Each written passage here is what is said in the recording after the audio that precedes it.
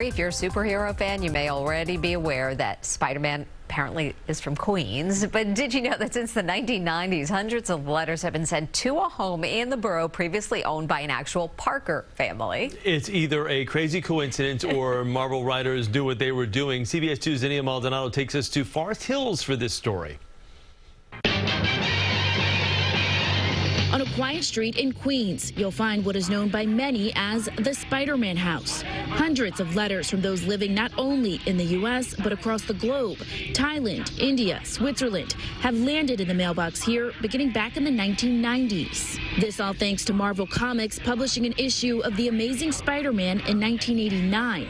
In it, a change of address form Peter Parker had lying around, revealing his home as 20 Ingram Street, Forest Hills, New York. This has always been the Spider-Man house. Nobody even calls it by its address anymore. The home is currently up for sale. The price tag, $2.1 million. Real estate agent and neighbor Gigi Malik says 2 new letters addressed to Spider-Man arrived to the now empty house just last month. And this one is from California. The other one is from Ohio. And this was a beautiful little rendering.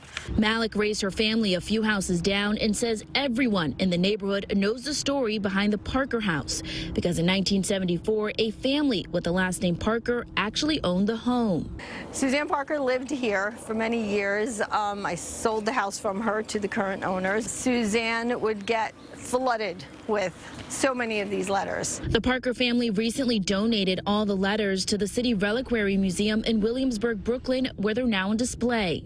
At first, they thought perhaps it was just like a prank because of their last name matching up to Peter Parker, the alias of Spider-Man. Over time, they began to collect first 2 or 3 a week, and then it started to build up.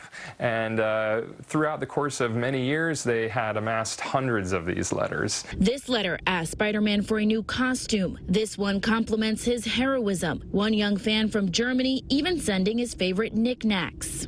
Dave Herman, founder of the City Reliquary, says the most admirable quality about the letters, sincerity. People endeared to these letters, the sincerity of them, and also just the serendipity of the fact that somehow an address got out into the public, and this custom of sending letters to Spider-Man began to happen. And although it still remains a mystery whether it was simply a name coincidence or Marvel writers knew what they were doing, those who love Spider-Man love the idea that Peter Parker calls Queens home.